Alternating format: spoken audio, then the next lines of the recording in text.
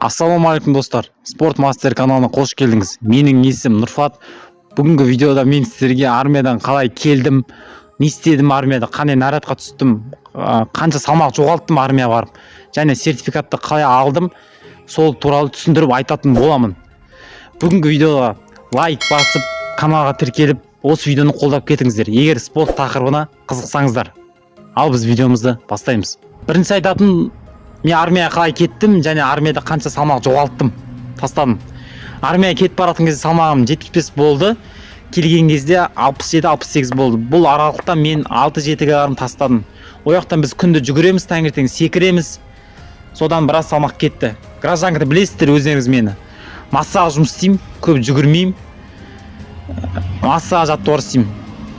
Және ояқтың тамағын үйрене алмадық біз. Гражданкада мен өзім тамаққа жасалған режим бар, сонымен тамақ ішіп жүрмін. Тамақ ішіп жүргем. Сосын армия бардым, салмақ тастадым. Бардым, бір ай учебка болды, яғни ант қабылдауға дайындалдық. Жүгірдік, секірдік, шагат еттік. Және антымызды қабылдадық. Ант қабылдап болғаннан кейін біз жарты жыл сол жерде учебкада болдық. Мен өзім сол жерде авиабазада болдым. Жарты жылымыз біткеннен кейін біз Қарағандыға ауыстық. Яғни Қарағандыға ұшып бардық. Екіншіден сертификат туралы айтып кетейін. Сертификат деген не? Сертификат деген армиядан кейін жоғары оқу орнына тегін түсе аласыз, ент-сіз грантқа түсе аласыз. Осыны сертификат деп атайды. Сертификатты бір жыл службада қалай аласыз? Яғни өзіңіз жақсы көрсетсеңіз, тәртіп жағынан, жүгіру жағынан, полигон жағынан, оқ ату жағынан, өзіңіз жақсы жағынан көрсетсеңіз, сертификат сізге береді армиядан кейін. Мен бұйырса сертификат алдым. Енді ойлар бар, жоғары оқу орнына түсуге. Алла қаласа түсеміз. Үшінші айтарым, армиядағы тренировка және армияда салмақ қосуға бола ма? Армиядағы тренировка, яғни сіз ояқта сіз тәуліктік наряд атқарасыз, тәуліктік нарядқа түсесіз. Бұл кезде уақыт аз болады сізге. Яғни жаттығу істеу өзіңізге байланысты. Кейбір адамдар үлгереді, кейбір адамдар үлгермейді. Ояқта жаттығу деген не істейсіз? Ояқта турник, брусья, отжимание, жүгіру, секіру, осыларды істейсіз. Уақытыңыз болса, жаттығуды алып жүре аласыз. Екіншіден салмақ қосу туралы айтатын болсам, салмақ қосу өзіңізге байланысты. Әр адамға әртүрлі, кейбір адамға жағады, кейбір адамға жақпайды. Төртіншіден мен қандай нарадта болдым? Мен бақылау өткізу пункті деген нарадта болдым.